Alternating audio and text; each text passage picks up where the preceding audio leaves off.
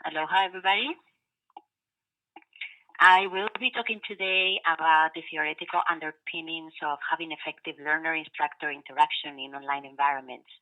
And the presentation that follows this presentation by Bonnie Young will address best practices on how to best implement this learner instruction interaction. So this is a little bit of theoretical part, and the practice comes afterwards. Although we all know how important learner-learner interaction is for the development of language in face-to-face as well as in online environments, learner-instructor interaction also plays a key role, and not only for classroom management, but in the process of language acquisition. So why is learner-instructor interaction important to language, to learn languages in distance courses? I will group my reasons in two big blocks: cognitive reasons and motivational reasons. Among the cognitive reasons, without a doubt, the most important one is the affordances of such interaction to provide feedback. On one side, learner-instructor interaction allows students to request confirmation for their existing knowledge. It allows them to ask questions about the knowledge they possess, about language, and all of this is done when they're cognitively ready for an answer. And we know that this is the perfect moment to do so because the need for such a knowledge exists and an awareness of the lack also exists. And therefore, a much higher probability that that piece of information, that lexical item, the structure, would actually be learned. On the other side, the instruction also, this interaction also allows teachers to provide timed, focused, individualized, corrective feedback, which we know from cognitive SLA research, it's an essential component of language development because it allows students to do comparison between their interlanguage and the correct forms at a time when they can actually reset their parameters of language. In addition, a second cognitive reason is that learner-instructor interaction provides models of conversational patterns that are rare in online classrooms and even in face-to-face classrooms. Some of these patterns include sequences or speech acts that are not very common with classmates, such as requests or apologies, travel talks, and students may need to actually use different registers, honorifics when they talk to instructor, and this usually does not appear in peer interaction. So having that interaction between the learner and the instructor is basic for modeling these types of sequences. Third, from a more sociocultural point of view, students need to work with more competent speakers of the language so that they can be scaffolded and progress in their CPDs. When the students work with peers, those students that are more advanced may not benefit as much as those that are not so strong in the language. And the interaction with the instructor will always provide this expert speaker from which they can grow more. Finally, well-trained teachers are able to promote high-order thinking skills in ways that other students cannot. They know what questions to ask, how to direct the conversation towards substantial dialogue, and they also can provide effective language practice. In addition to more cognitive factors, there are also affective or motivational reasons why instructor-learner talk is so important in a distance course. There is very extensive literature in this area, from researching communication studies to ICT, educational technology, and they're all working with different frameworks of motivation, intrinsic, extrinsic, self-determination, etc. But I have summarized here a little bit of what I believe are most directly relevant to the importance of teacher-learner interaction in language distance learning.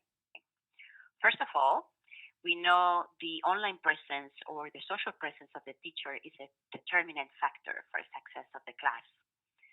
One of the ways in which this social presence can be increased is by engaging in this instructor-learner interaction, either individually via email, text, or to the whole class as a group via email, Twitter, social tools such as Facebook, etc.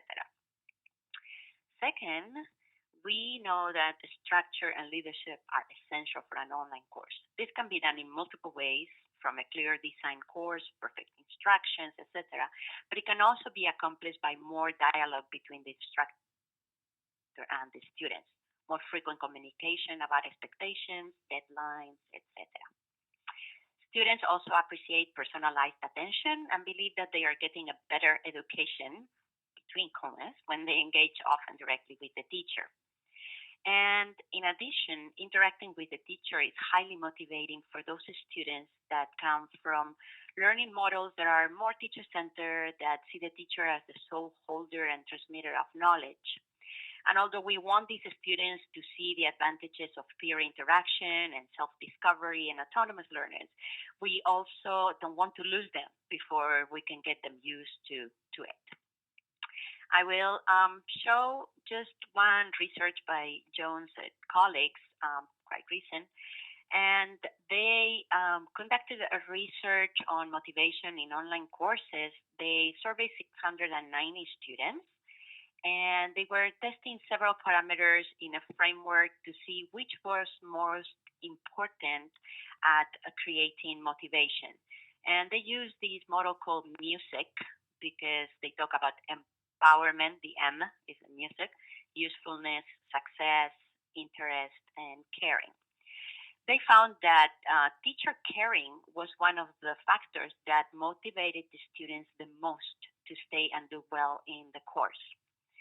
The exact factors that demonstrated caring, according to the students, how students perceive caring, were the constant communication of the teachers via email.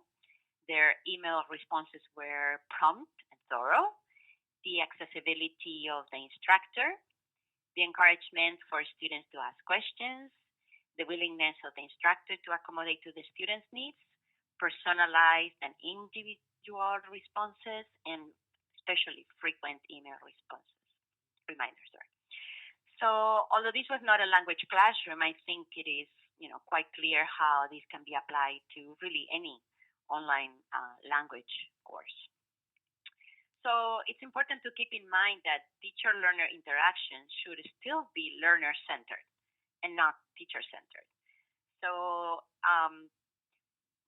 interactions that follow a sequence IRF, where it's initiated by the teacher, respond by the student, feedback by the teacher, again initiated by the teacher, respond by student, that is quite teacher-centered. And those three little graphics there are my way of describing the difference between interactions where everything goes through the teacher to interactions where the teacher is an active participant, but not everything goes through the teacher first. So there have been different models of describing teachers in a student-centered but still teacher-led interaction. Something like circus conductor, tour guide, flight attendant, orchestra conductor, head chef, theater director. I think that really many teachers know how to conduct already student-centered classes. And maybe what we are forgetting a little bit is how important the instructor-learner interaction also is. So with this in mind, I would just suggest to keep a balance between student-centered, peer-peer interaction, and teacher-learning interaction, which should always, anyhow, address the learner's needs.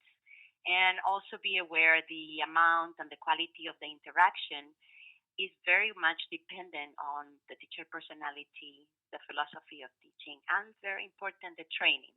That means we can all learn to be good teachers, and that will keep us in excellent shape. So I have a few references that will be available.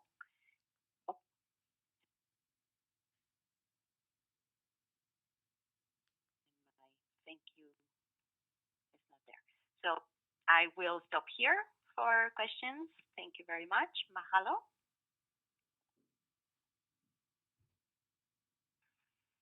This is Stephen breaking in.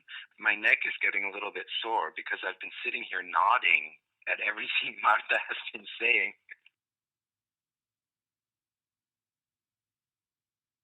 Okay, I will jump in with a quick question.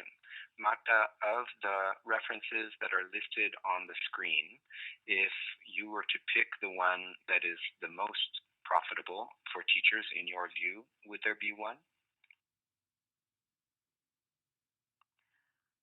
Well,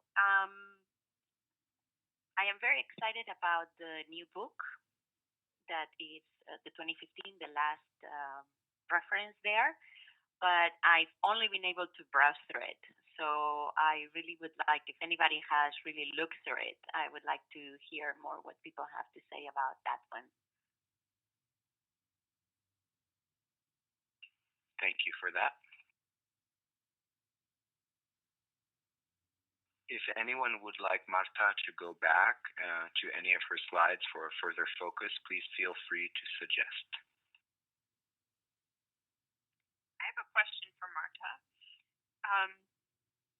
Marta, at NCVPS, we celebrate our students via announcements in our courses or the learning block in some other courses every day. And this seems like a different part of this interaction. And usually the celebrations deal with sometimes maybe a student did a lot of catch-up work, or they did a really exemplary assignment, and that's being shared with the class. What do you think about interactions like that?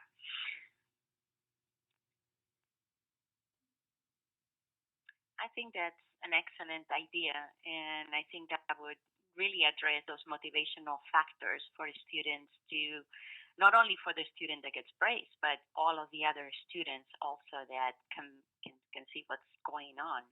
I think really we tend to think on more of the cognitive factors that are important, but I would totally not underestimate the affective factors. So I think that's a great idea. Can I borrow that one? You sure can. I can even give you some. I can even send you some examples of ones from my team. So I'd be more than happy to share them. Great, please, yes. Cool. I will email you some.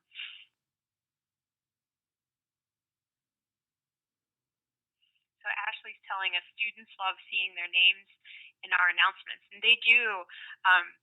Just a personal example. One of my students actually emailed me this week, and she said, "Wow, thank you so much for putting my name in the announcement, because I worked really hard to get caught up from last week when I missed class because I was doing ABCD thing." So she really appreciated that. I guess another example is one of my students has a really good question. I always like to say, "Hey, John had a really good question for me yesterday," and then I turn it into not only a celebration of that student, but also like a teaching moment where I can share his question with the rest of the class. So I'm not sure if anybody else has any other examples of this that they could share.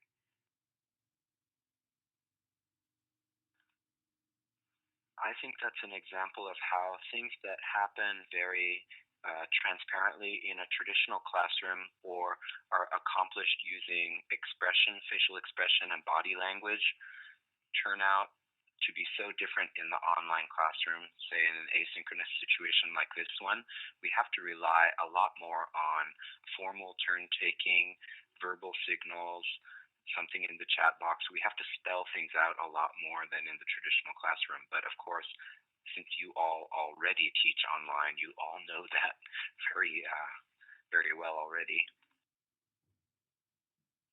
Okay. Well, before we move on, are there any questions? Okay. Ashley says, "I survey my students before the semester begins about content topics, then celebrate them as we approach that content. For example, I ask their favorite colors and celebrate that in our Le Couleur unit." I hope I said that correctly. Katja says, "My students love when they can text me and ask all sorts of questions about the class, culture, etc. also gives me ideas to highlight in celebrations. Herman says, I struggle being as personable online as I am in face-to-face. I do too, Herman. I'd like to celebrate Herman's personableness today.